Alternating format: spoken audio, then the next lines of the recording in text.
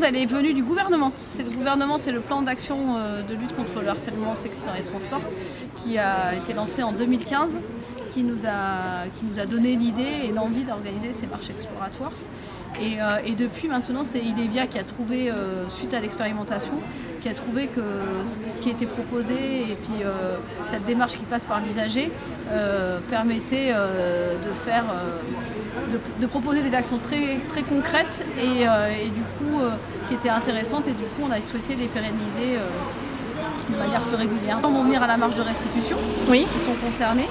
Et puis après, nous en interne, on a créé un groupe de suivi interne des propositions des marches. Et donc on a compilé toutes les idées. Alors la difficulté que moi j'ai sur ce projet-là, c'est qu'il y a des actions qui sont faciles à mettre en œuvre dans le temps.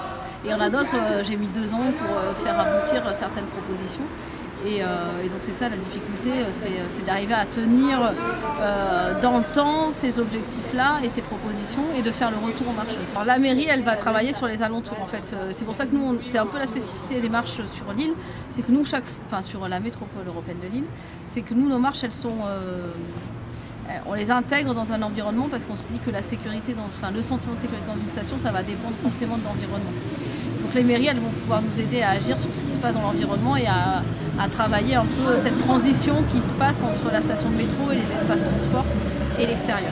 Je me déplace beaucoup à vélo, ce qui fait que je me fais peu aborder. Par contre, c'est vrai que elle est plus dans la ville avec les voitures, tout ça. Ça, c'est un peu flippant.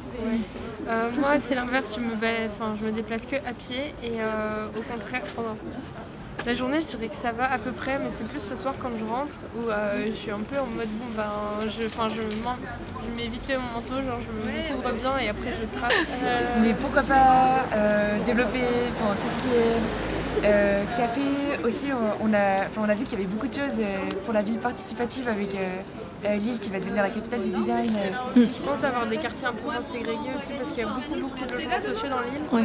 Et j'ai l'impression qu'en fait il y a des quartiers qui sont très sympas et super investis un peu par tout le monde, où tout le monde se retrouve et qu'après le reste est un peu plus délaissé. Alors c'est un projet hyper ambitieux, mais ne pas par exemple cataloguer Oisem ça craint, Vieux-Lille c'est sympa parce que du coup on nourrit aussi des stéréotypes et ouais, c'est vrai. Ouais.